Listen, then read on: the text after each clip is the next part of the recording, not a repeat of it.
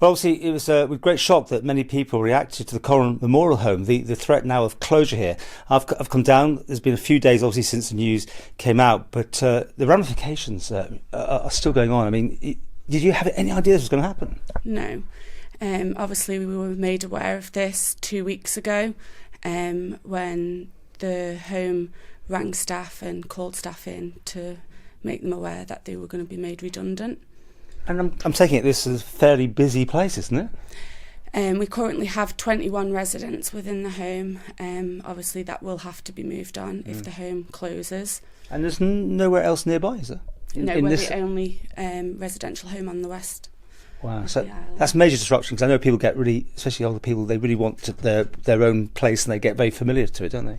They do. Obviously, being given the news, we're now dealing with the aftermath of that, of a lot of them constantly crying, petrified on where they're going to be moved to, because they might not necessarily get to go where they choose to go. It could lead to bed blocking if there's nowhere for them to be moved to. And that's them, but I mean the staff, the uncertainty must be terrible there as well, isn't it? None of the staff, to be honest, give that a second thought at the minute. Our priority at the moment is what will happen with our residents.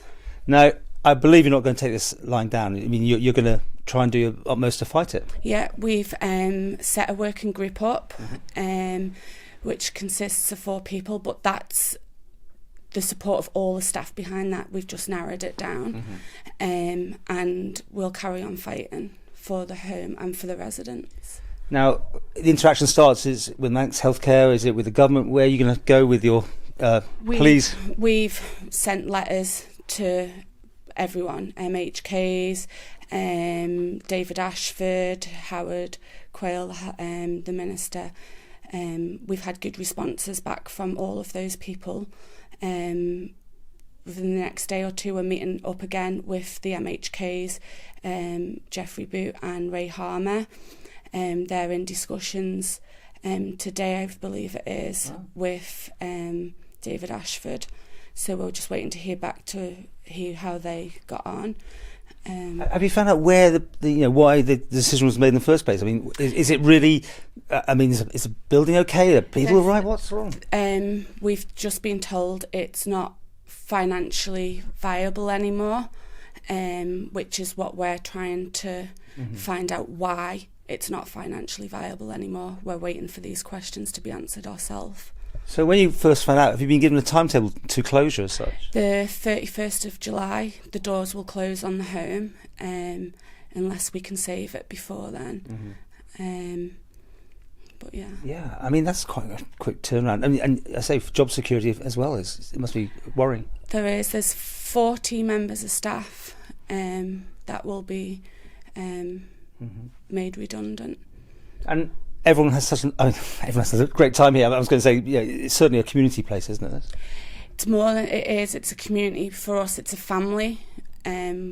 We see these residents more than our own family sometimes. You need people, I'm guessing, to contact the MHK to cause a bit of kerfuffle, especially people who... We've contacted the MHK. I'm thinking about people, anyone should just contact them as well, yeah? The more support you can get, the better.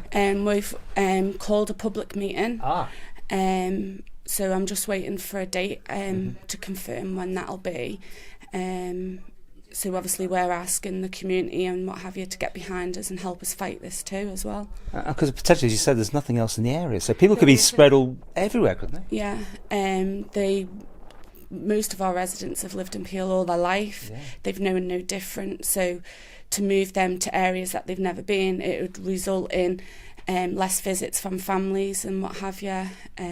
It's quite sad.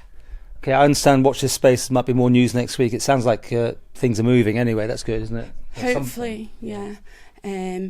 We are asking if there's anyone out in the public and the community as well that can help with surveying, so we can get our own surveyors in to have a look round to see what works and stuff they think. Right, so basically it's the building that's the issue, is it then?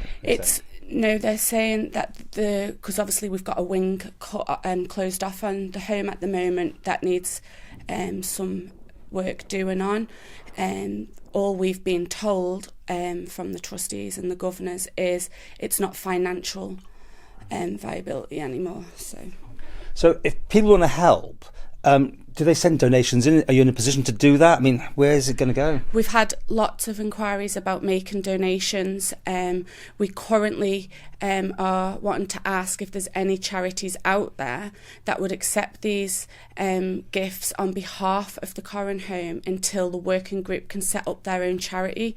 The governors are saying currently we can't use their charities numbers or what have you for these donations to go into. So if someone can help, what do they do? Get in touch with you? If they could contact the Corrin Home and ask to speak to myself, Sharon, I'm part of the working group, and then we can take it from there. Well, this I think will be making headlines, especially it being an election year. That always seems to help, doesn't it? Yeah, most definitely. And we have had a lot of interest from a lot of the MHKs and further afield. So.